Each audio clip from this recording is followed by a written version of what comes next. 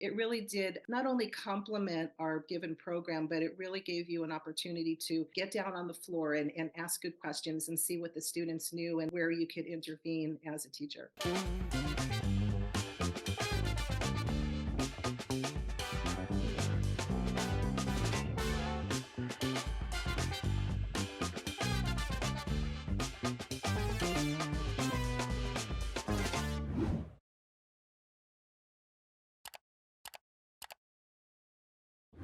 Hello, my name is Erin Keeney, and I'm the course coordinator for Math Perspectives. And I'm joined today by Karen Croteau, one of our instructors. Hi, Karen. How are you? Hi, Erin. Good to see you. Good. Thank you for being here. I want to learn a little bit more about you and the background of what you're doing right now. Can you walk me through that? I am living in Las Vegas currently, finished my undergrad work and then pursued my master's here at UNLV and started teaching in 1980. For the first 6 years, I taught first grade. The following 19 years, I taught second grade. Actually, I was in the school district for 36 years total. My last 10 years, I did a combination of coaching both primary math and reading. I retired for 2 years, and then a colleague of ours in Math Perspectives reached out to me and said that there was an opening at a local charter school for a math strategist and interventionist. And I thought, this sounds like it's something I might be interested in. I had really missed working with the teachers, having those collaborative conversations, working with the students. And so this is now my 6th year at Odyssey Charter School, and I'm the K-3 math strategist and interventionist. That's awesome. Thank you for guiding me through that. At what point within your whole teaching career did you start using developing number concepts and assessing math concepts? Back in the early 90s, Kathy Richardson and Ruth Parker were doing a lot of traveling to school districts. So I had an opportunity to meet her. I actually am the owner of the original brown book, Developing Number Concepts with Unifix Cubes, and started using the materials in the classroom. So I saw the whole process of the development of her materials as well. At the time, the schools that I had been working in did not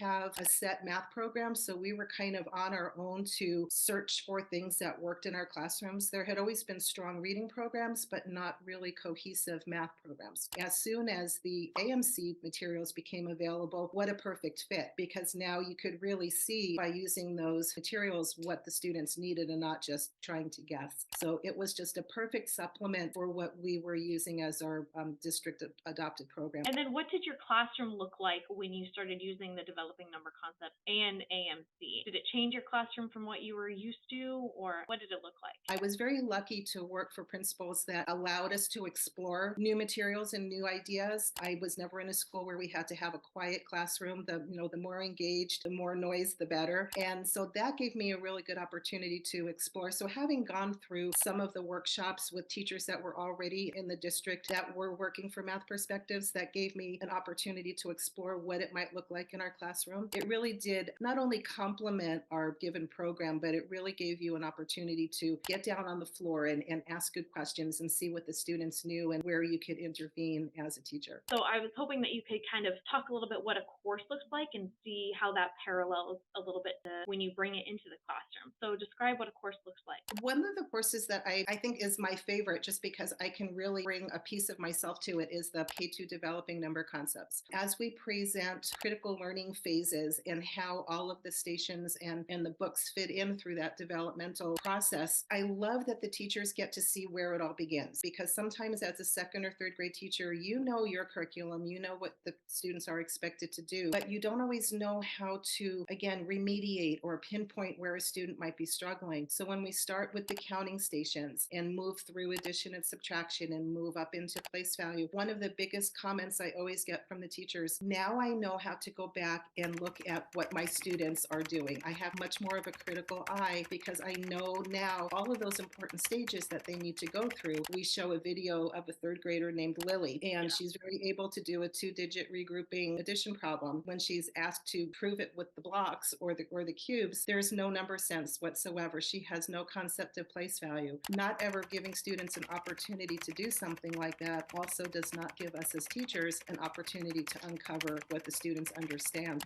Oftentimes too, they have their administrators there, and that's always a big key, is feeling safe enough enough in your environment to try something new, because there's nothing worse than going to a workshop and getting all excited. I've got all these tools and I've got all these great things that I can do. And then you go back to the building and you get shut down. So as I've noticed recently, they're sending teams of people from the school, and they may have, K1, 2, 3 teachers. So they really can form a great little group. Individually, the teachers gain a lot. They see some new things that they can bring, to their classroom, but then they see ways that they can go back and share with their colleagues as well. And transition the kids through the grade too. That helps when they're talking with every level that Exactly. that they have. What is something that Kathy has said or written that has stayed with you this whole time? I find that I share this a lot with the parents that I'm working with and also the teachers now, because I am in more of that intervention role. The one that really sticks in my mind forever is, if you memorize it, you can forget it. Yeah. But if you internalize it, you can apply it. When you say that to the parents, and also to the teachers as well, because we all know that it's pacing and time crunch and testing, you kind of forget about the faster you go, the more you can forget. But if you do take the time to really internalize it, then you can apply it. If they're just being asked to continuously learn one more thing and